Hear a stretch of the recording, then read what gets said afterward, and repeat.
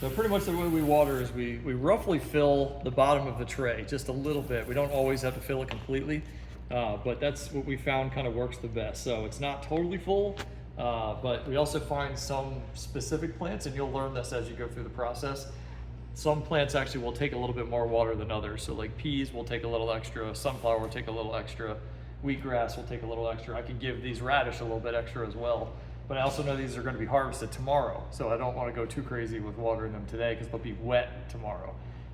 So for the most part, so you want to underwater a little bit right before harvest time. Exactly. So they're all ultimately going to get a little bit less water than they would on another day of the week.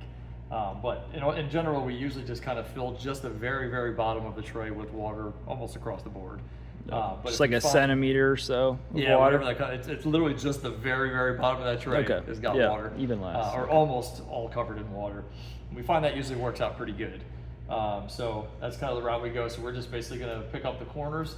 These bootstrap trays also have this guy built right in here that you can pick up. So you can see how quickly that actually absorbed up that water into the soil. Yeah. So through those the trays with the holes on the bottom, which is why you use a hold tray on top. And then I see that, it looks like there's a little bit more water in the back. Do you have to make sure everything's level in your micro? You're spending the time leveling your tray or your racks out. I really haven't found, unless it's really off level, that doesn't make a huge difference because you still have the capillary action where the water's going to work its way through the soil. But you usually end up with more in the back depending on how you water. So if you have it aimed back like this, all your water is being forced to the back. Then when you put it down quickly, it's all going to kind of capture back there. Where if you actually were to water more like kind of down, straight down, you're going to find the water's going to spread a little bit more evenly. Yeah. Then you can also put the tray down after a few seconds instead of just immediately slamming it back down. It's another way to kind of get your water to settle in a little bit better. For the most part though, we typically don't find that that's really much of an issue.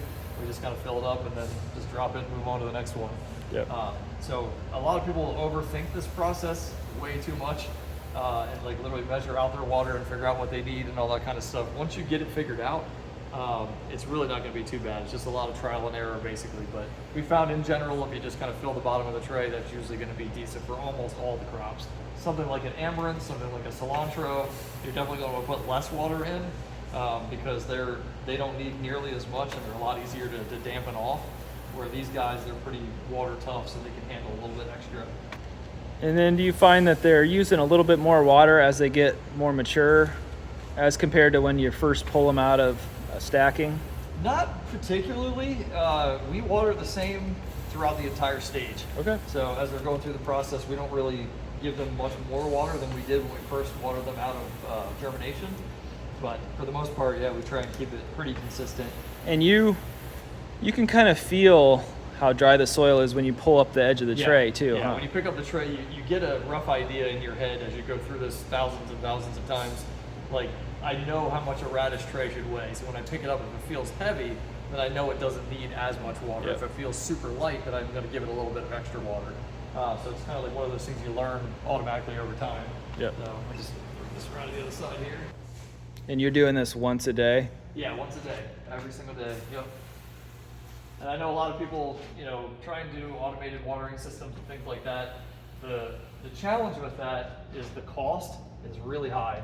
Like I know, for example, wheatgrass weighs more, so when I pick this up, I'm expecting it to be heavy. Yeah. But the automated watering we found is like, it's not consistent enough because you don't have the option to actually individually feel each tray's weight every single day and determine if it needs more water or less water.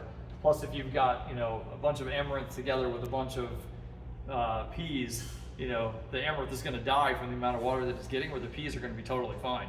So it's just one of those things you have to kind of be conscious of as you're going through the process. And these are going to get harvested when? Tomorrow. Tomorrow. Okay. Yep. So these guys are all scheduled for tomorrow. And then one of the things we'll actually do at some point today too is these are our sweet corn. I love Bootstrap Farmers trays. I cannot stand these particular blackout domes that they sell. These are some of the worst things I think they have. They break super easy, as you can see. Oh yeah. We have tape all over the outsides of them to keep the holes shut.